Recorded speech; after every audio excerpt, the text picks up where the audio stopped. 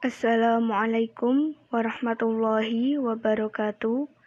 Nama saya Ria Rahmawati dari kelas Ekonomi Syariah F. Di sini saya akan menjelaskan tentang takhrij hadis. Saya akan menjelaskan tentang beberapa poin, yaitu yang pertama, pengertian takhrij hadis, yang kedua, urgensi takhrij, yang ketiga, perkembangan takhrij, yang keempat, metode takhrij hadis, yang kelima, prinsip-prinsip takhrij, yang keenam, manfaat takhrij hadis. Yang pertama yaitu pengertian.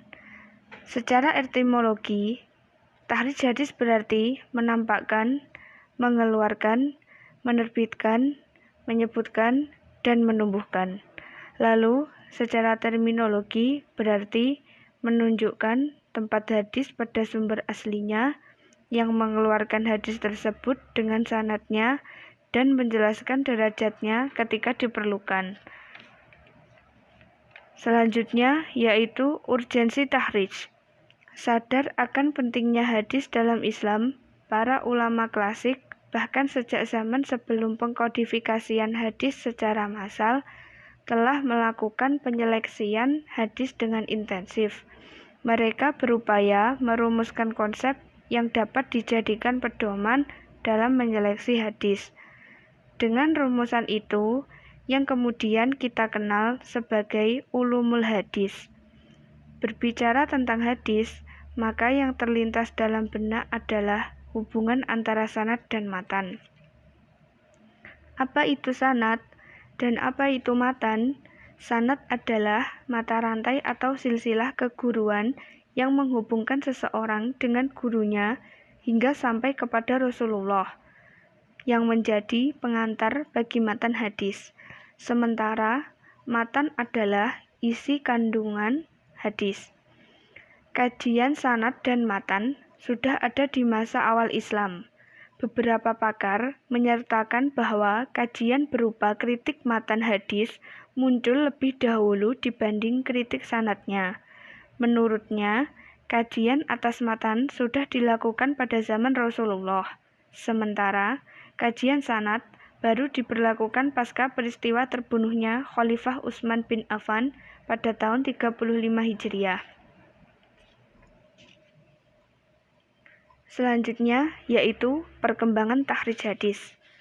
Pada awalnya, takhrij dilakukan sebatas untuk mengetahui letak sebuah hadis pada sebuah kitab.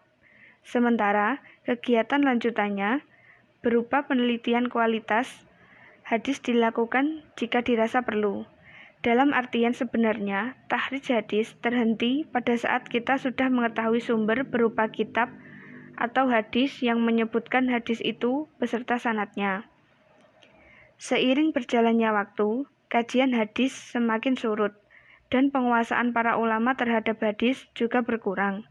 Para ulama yang memiliki hafalan hadis semakin berkurang, dan hafalan yang mereka miliki pun relatif lebih sedikit. Di waktu yang sama, ketika merujuk kitab-kitab hadis, mereka mendapati sedikit kesulitan belakangan. Banyak ulama yang melakukan kajian takhrij terhadap kitab-kitab yang telah beredar di masyarakat, yang tidak menjelaskan kualitas hadis yang dicantumkannya. Keadaan ini berlanjut hingga sekarang. Bahkan takhrij hadis kemudian menjadi integral dengan proses penafsiran terhadap sebuah karya, baik karya ulama klasik dan telah diterbitkan sebelumnya maupun karya baru yang diterbitkan. Selanjutnya yaitu metode takhrij hadis. Yang pertama, metode indeks nama sahabatnya, yaitu metode yang digunakan ketika nama perawi sahabatnya diketahui. Yang kedua, metode kata pertama dalam matan, yaitu metode yang digunakan ketika kita mengetahui dengan pasti ungkapan awal dari matan hadis. Yang ketiga, metode indeks kata, yaitu metode yang digunakan dengan cara mencari kata-kata yang menjadi kata kunci dalam indeks hadis. Yang keempat, metode tematis hadis, yaitu Metode yang digunakan oleh orang yang memiliki cita rasa ilmiah yang memungkinkannya menentukan tema bagi hadis yang sedang dikaji. Yang terakhir yaitu metode penelusuran berdasarkan kondisi matan atau sanad. Selanjutnya yaitu prinsip-prinsip dasar takhrij hadis. Yang pertama yaitu bersifat mandiri. Yang kedua, sebanyak mungkin informasi terkait hadis yang ditakhrij dipaparkan. Yang ketiga, diriwayatkan melalui lebih dari satu orang sahabat. Yang keempat, perlu diperhatikan ungkapan masing-masing perawi dalam sanad. Yang kelima, takhrij hadis dilakukan berdasarkan substansi matan hadisnya. Yang keenam, takhrij hadis dilakukan terhadap sebuah riwayat. Yang ketujuh, penilaian seorang rawi merupakan sanad. Yang kedelapan, standar masing-masing ulama jar wa ta'dil dalam menilai seseorang perawi berbeda. Selanjutnya yaitu manfaat takhrij hadis. Yang pertama, mengetahui letak hadis yang dikaji pada sumber-sumber primer. Yang kedua, mengetahui asosiasi ungkapan atau perbuatan yang benar-benar merupakan sebuah hadis atau bukan. Yang ketiga, mengetahui kualitas hadis. Yang keempat, mengetahui kata yang asing atau gharibah. Sekian, terima kasih dari yang saya sampaikan.